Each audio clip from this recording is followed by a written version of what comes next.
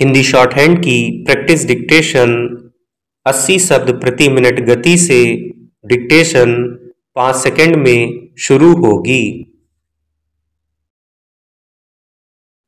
Start.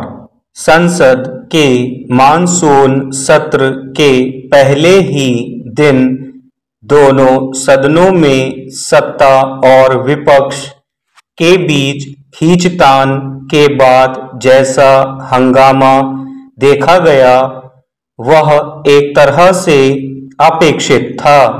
जिस तरह लोकसभा की कार्यवाही स्थगित करने की नौबत आई उससे एक बार फिर यही लगता है कि जनहित से जुड़े मसलों पर बातचीत के बजाय संसद अब सत्ता पक्ष और विपक्ष के बीच टकराव की जगह बनती जा रही है। विपक्ष को लगता है कि सरकार अपनी सुविधा के मुताबिक सदन में बहस के लिए मुद्दों का चुनाव करती है और ऐसे में जनहित तथा राष्ट्रीय महत्व के विषयों की उपेक्षा की जाती है। वहीं सरकार यह मानती है कि विपक्ष नाहक ही सदन को बाधित कर जरूरी कामकाज में अड़चन डालता है। इसमें दो राय नहीं कि जब तक किसी मुद्दे पर लोकसभा या राज्यसभा में बहस नहीं होगी तब तक जनहित के सवाल उपेक्षित रहेंगे।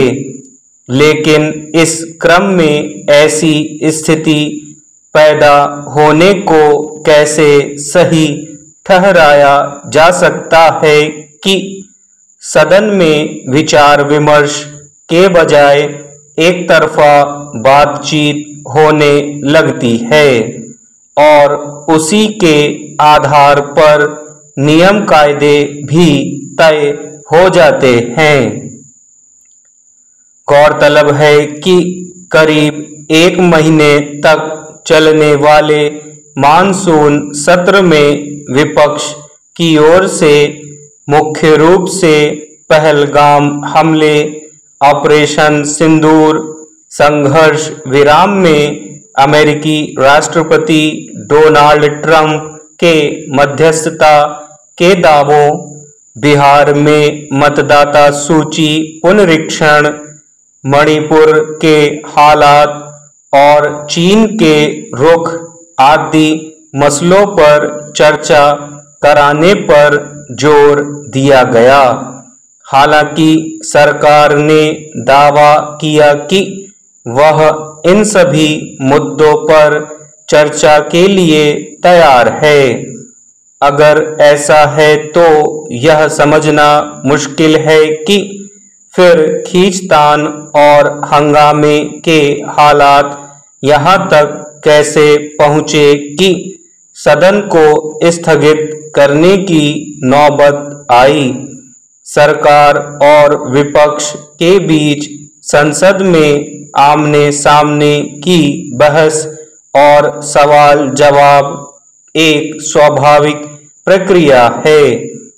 अगर सरकार को लगता है कि वह विपक्ष की मांग के मुताबिक सभी विषयों पर बहस के लिए तैयार है तब आखिर संसद में हंगामे की नौबत क्यों आती है?